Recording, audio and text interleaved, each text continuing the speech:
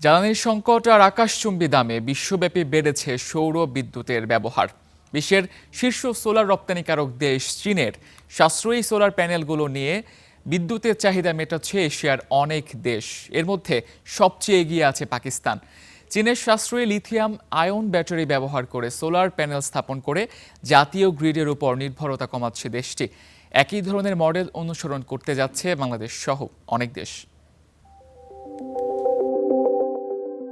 তেল গ্যাসের বিকল্প জ্বালানি ও এই কেন্দ্রিক বৈশ্বিক কূটনীতির ছোবল থেকে বাঁচতে বিশ্বজুড়েই সৌরবিদ্যুতের চাহিদা বাড়ছে। ২০১৫ সালে যেখানে বিশ্বের মোট বিদ্যুতের মাত্র ১% ছিল সৌরবিদ্যুৎ, গেল বছর এই হিস্সা বেড়ে হয়েছে 10%। ২০৩০ সাল নাগাদ এই হার 20% হতে পারে। বাংলাদেশও একই ধরনের লক্ষ্যমাত্রা নির্ধারণ করেছে।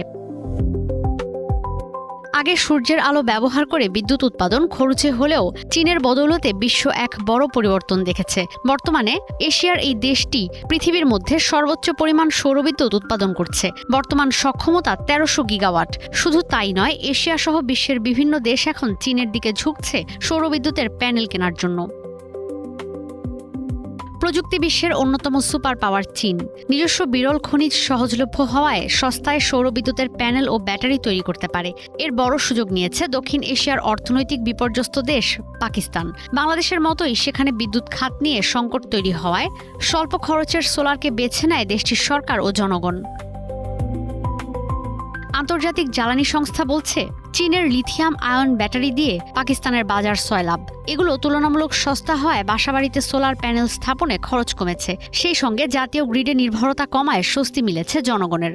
পাকিস্তানে ২০১৮ সালে সৌরবিদ্যুৎ উৎপাদনের পরিমাণ ছিল 1 গিগাওয়াট।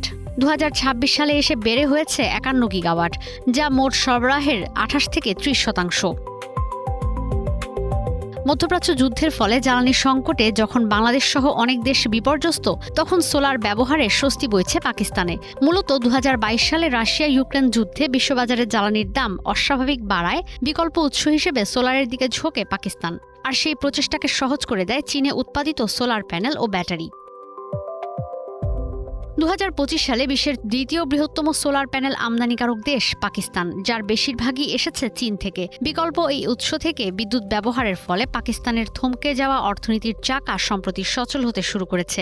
এই মডেলকে সামনে রেখেই এগিয়ে যেতে চায় বাংলাদেশ। যদিও বর্তমানে নবায়নযোগ্য জ্বালানি থেকে প্রতি ইউনিট বিদ্যুৎ উৎপাদনে খরচ হচ্ছে 15 টাকা 57 পয়সা, কিন্তু সম্প্রতি energy regulatory commission BERC merchant power plant থেকে সরকারকে 6.5 টাকা দরে প্রতি ইউনিট বিদ্যুৎ কেনার সুপারিশ করেছে সংস্থাটির কারিগরি দল। এসব পাওয়ার প্ল্যান্টের বেশিরভাগই সোলার ভিত্তিক হওয়ার কথা রয়েছে।